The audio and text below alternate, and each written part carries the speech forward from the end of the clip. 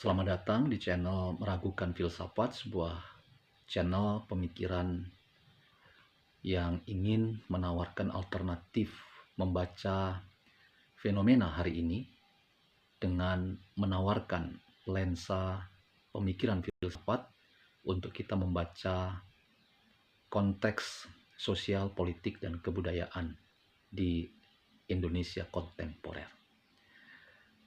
Saya ingin menawarkan gagasan pemikiran yang datang dari seorang filsuf Jerman yang bernama Hannah Arendt.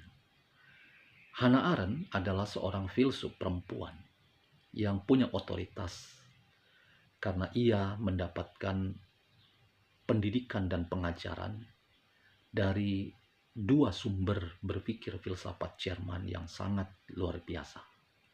Yang pertama, ia dididik oleh pendiri dan sekaligus eksponen utama pemikiran filsafat eksistensialisme seperti Martin Heidegger dan Karl Jaspers.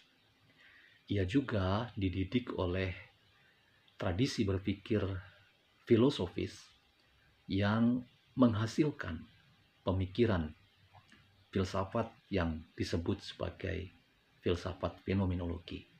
Bahkan ia langsung mendapatkan pendidikan dari pendiri fenomenologi, yaitu Edmund Husserl. Dalam konteks seperti itu, kedudukan seorang Hannah Arendt sangat otoritatif, oleh karena ia punya bekal yang sangat kaya, yang sangat dalam dari basis berpikir filsafat yang sangat dominan, bahkan terus dianggap relevan sampai saat ini, yaitu pemikiran eksistensialisme dan fenomenologi. Apa yang menarik dari seorang Hannah Arendt dan pemikirannya dalam rangka kita turut membaca fenomena sosial, politik, dan kebudayaan hari ini? Salah satu konsep yang ditawarkan oleh seorang Hannah Arendt adalah gagasan tentang banalitas kejahatan. Apa yang dimaksud dengan banalitas kejahatan? Banalitas kejahatan adalah sebuah konsep yang dipakai untuk menunjuk sikap dan perilaku seseorang atau kelompok yang merasa tindakan yang dilakukannya itu bukan tindakan yang jahat, sekalipun ada banyak kerugian yang ditimbulkan, ada banyak penderitaan yang diakibatkan oleh tindakannya. Ia merasa bahwa tindakannya itu sebagai sesuatu yang normal, sesuatu yang wajar, sesuatu yang biasa. Ia merasa bahwa kejahatan yang dilakukannya itu sebagai sesuatu yang wajar, normal. Pertanyaannya adalah, mengapa kejahatan kemudian dianggap sebagai sesuatu yang biasa, yang normal, dan wajar untuk dilakukan? Karena ada anggapan bahwa apa yang dilakukannya itu adalah atas perintah, sehingga ia tidak kuasa untuk melakukan proses negosiasi atau bahkan menentang atau menolak untuk tidak melakukan sesuatu. Karena itu muncul semacam banalitas kejahatan, yaitu bahwa kejahatan dilakukan sebagai sesuatu yang wajar, dianggap normal, dianggap biasa. Nah, teman-teman, bagaimana kita kemudian mencoba memakai konsep banalitas kejahatan itu membaca fenomena korupsi yang dalam konteks Indonesia kontemporer hari ini kita lihat semakin menguat, semakin dilakukan dengan tanpa ada lagi rasa malu, tanpa ada lagi sikap berjarak untuk mengatakan dan mengakui bahwa apa yang dilakukannya itu sebagai sebuah kejahatan yang merugikan banyak orang, yang merugikan sistem sosial yang dibangun di atas dasar keadilan dan kesejahteraan. Nah, disinilah konsep banalitas kejahatan Hannah Arendt menolong kita untuk melihat bahwa banyak orang yang merasa bahwa korupsi yang dilakukannya itu bukan lagi sesuatu yang dianggap mengandung bahaya atau mengandung cacat sosial karena ia telah merugikan orang lain. Ia sudah kehilangan rasa malu untuk mengakui bahwa apa yang dia lakukan itu adalah sikap yang membuat banyak orang menderita.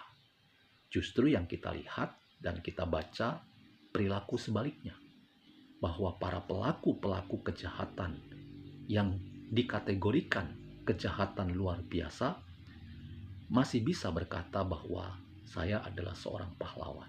Saya adalah seorang yang telah menolong negeri ini, negara ini keluar dari berbagai macam tindakan, berbagai macam hal yang bisa menghancurkan kehidupan negara ini. Karena itu, ketimbang saya disebut sebagai penjahat, maka saya harus disebut sebagai orang yang telah memberikan manfaat, memberikan sesuatu yang merupakan prestasi dan layak untuk menyebut saya sebagai seorang pahlawan. Disinilah teman-teman, banalitas kejahatan itu adalah masalah yang serius ketika kejahatan dianggap normal, wajar, dan biasa.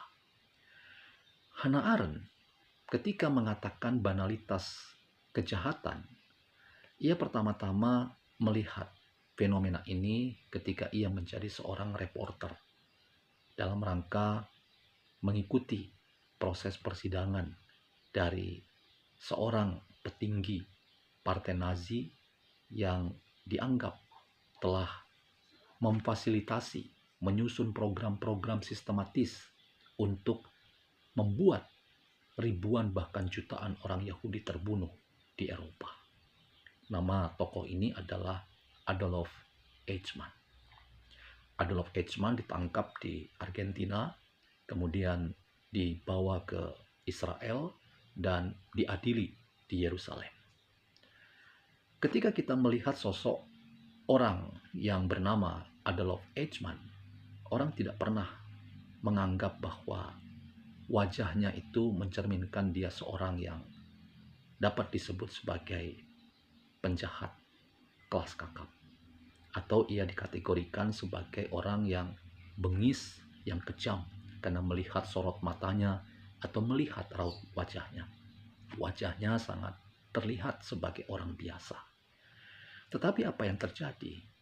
Eichmann ternyata orang yang sangat penting ketika program pembersihan etnis, bahkan penghilangan satu kelompok bangsa, yaitu bangsa Yahudi, ketika Nazi Jerman berkuasa di Jerman, bahkan membuat jutaan orang Yahudi kemudian terbunuh di seluruh Eropa.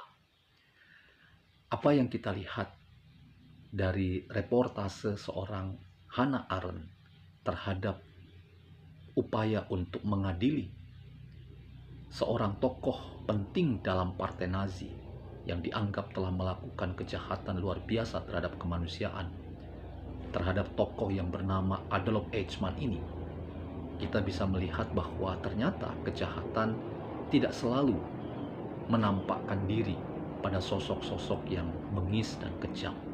Seringkali kejahatan justru dilakukan oleh orang-orang biasa yang terlihat seperti wajah-wajah orang kebanyakan yang tidak terlihat bengis dan tidak terlihat kejam.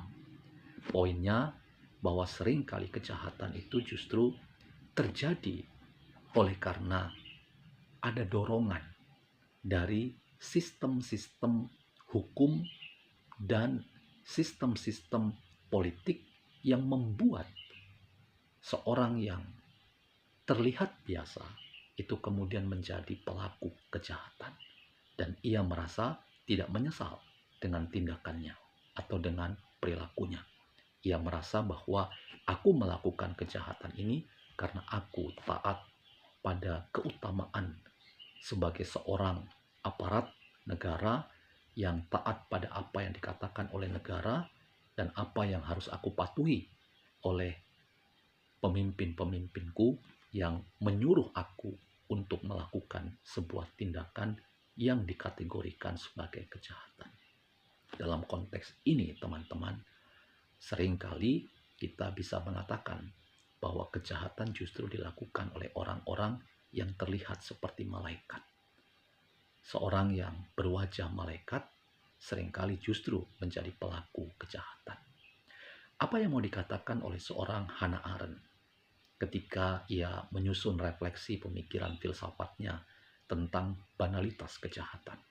Poinnya adalah bahwa seringkali kejahatan itu terjadi karena kita tidak mau berpikir. Orang yang menolak berpikir kritis adalah orang yang sebetulnya membuka ruang bahwa kejahatan bisa dilakukan dengan cara berdiam diri pada potensi-potensi perintah, bahkan program yang sebetulnya perintah dan program itu sungguh jahat dan di luar nilai-nilai kemanusiaan.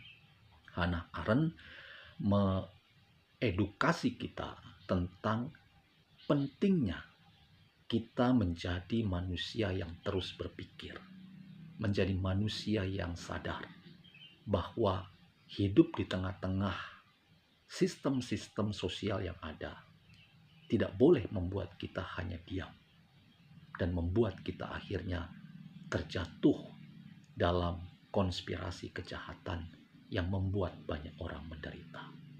Hannah Arendt menolong kita untuk teruslah berpikir, termasuk berpikir dengan mempertanyakan, apakah yang saya lakukan ini sudah benar dan sudah tepat? Apakah yang saya lakukan ini memberi dampak pada hidup orang lain yang semakin baik? Atau apa yang aku lakukan justru sebaliknya, yaitu membuat orang lain semakin menderita dan aku menjadi bagian dari pelaku kejahatan kemanusiaan.